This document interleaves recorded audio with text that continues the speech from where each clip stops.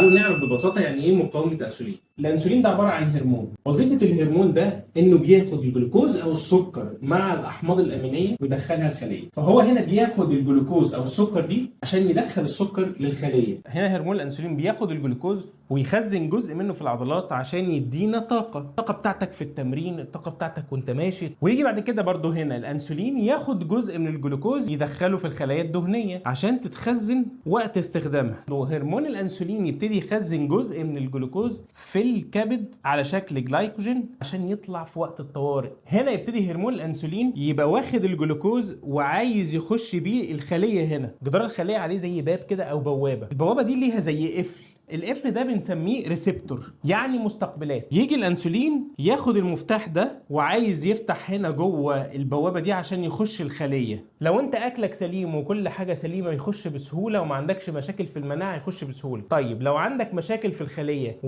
والبوابه عندك دي مش عايزه المفتاح او الانسولين يتعرف عليها، بالتالي مش هيعرف يخش او يدخل السكر او الجلوكوز الخليه. فهنا دي بقى اسمها مقاومه انسولين. فهنا الريسبتور فيها مشكله ومش عايزه تدخل الانسولين او مش عايزه تدخل الانسولين المحمل بالجلوكوز جوه الخليه، فتبقى اسمها مقاومه انسولين. هنا بقى ارتفاع مقاومه الانسولين بيسبب لك ايه مشاكل؟ اول حاجه تكيس المبايض، اغلب البنات او الستات اللي عندها تكيس مبايض بتبقى جايه نتيجه مقاومه انسولين. تاني حاجه بقى بص تلاقي في اضطراب في الدوره الشهريه، مواعيدها مش مظبوطه. بعد كده سقوط شعر، حب الشباب بيزيد، اسمرار بيبقى عند الرقبه هنا. ومن ضمن الحاجات بقى الاساسيه اللي بتخلي مقاومه الانسولين تزيد العصبيه، التوتر، النرفزه، كل ده بيزود هرمون الكورتيزول. هرمون الكورتيزول لما يعلى بدوره بيزود مقاومه الانسولين وبيرفع سكر الدم. ده كله دايره بتسمع مع بعضها ما بتنتهيش. فلازم نظبط الكورتيزول، ما نسيبش الكورتيزول يرتفع وفي نفس الوقت ننزل من مقاومه الانسولين عشان يحصل توازن هرموني في الجسم ويبتدي وزنك ينزل بسهوله.